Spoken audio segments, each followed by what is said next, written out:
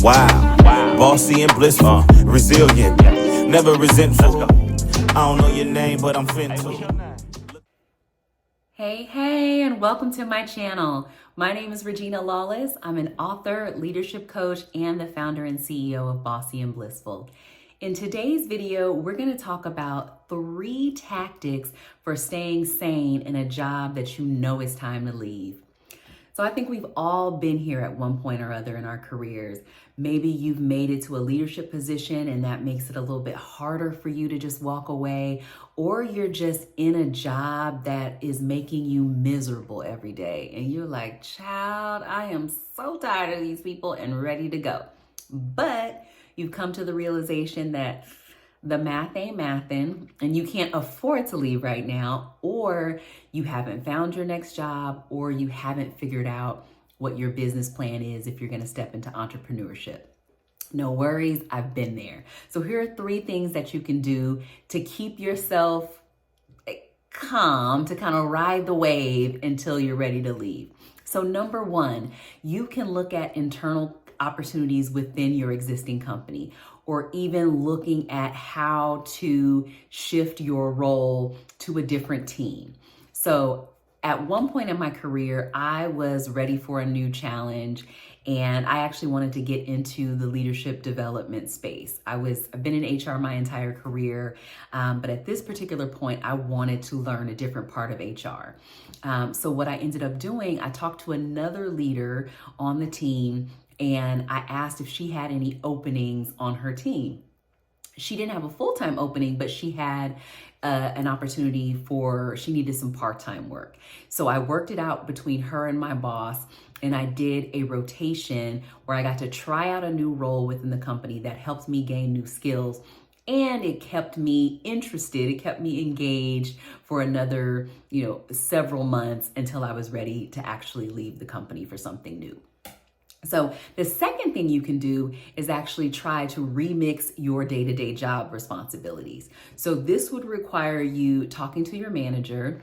And so I've done this as well, where I've told my manager, hey, I'm looking for a challenge. Or you might tell your manager that I feel like I've done everything that I have set out to do in this role. I have accomplished ABC, and I would like to make a shift in my day-to-day responsibilities or make a shift in my scope. Sometimes you can offload work to other people. This might be the stuff that you are tired of doing and someone else on the team can benefit from taking it on. Or it could be there's just another way to do your job. And so talking to your manager about your responsibilities to see what could you change, what could you pass off to someone else, what doesn't really need to be done anymore. That's a way to switch things up and make things at least bearable until you're ready to leave.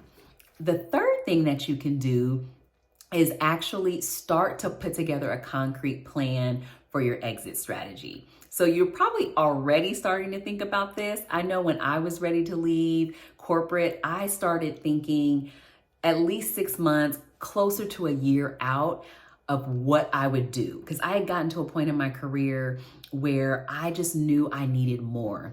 I write about this in my book, Do You, that I had reached this plateau. And really the plateau for me was just knowing that I have done various roles in corporate, and I just didn't see that same purpose and meaning and drive to keep moving up the ladder that I had earlier in my career. So I knew I needed more.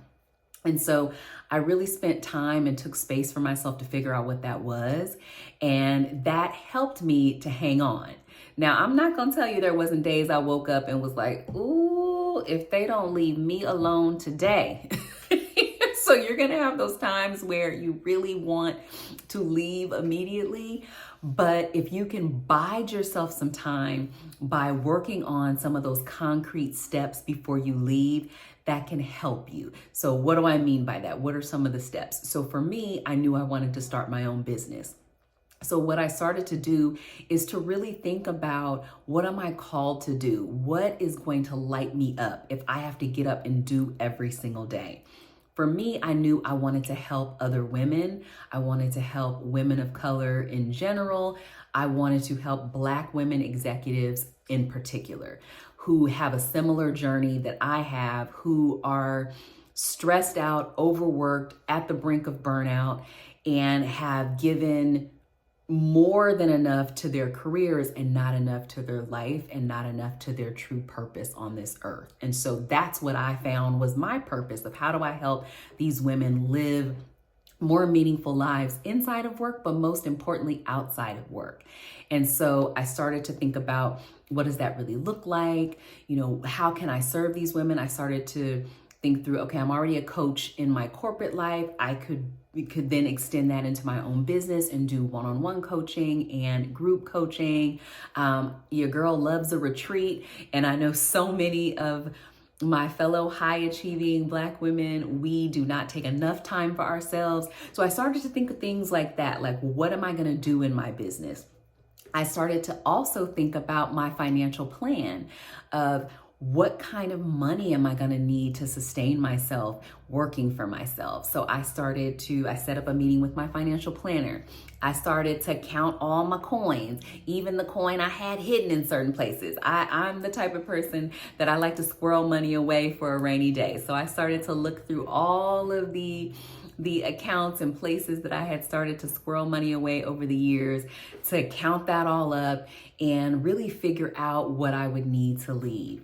And, began working on a business plan. Now, I will caution you that I think I did too much planning and almost psyched myself out thinking that I had to have my entire business set up in advance. And you really don't.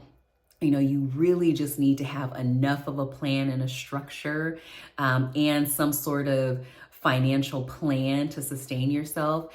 And then as you get into your business, you'll figure things out. But I found for me, having some sort of plan for myself of here are the things I need to check off to be ready to leave, that gave me peace. Especially on days where I was sitting in meetings, rolling my eyes because the meeting's supposed to be over and somebody is in there asking another question. So hopefully you find this helpful.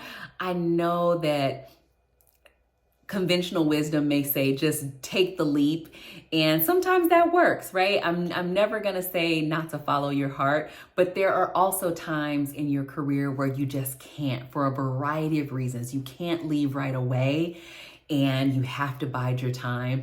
And I hope that these 3 tactics will work for you. So again, the 3 things that I found to be helpful is 1, look at other internal opportunities.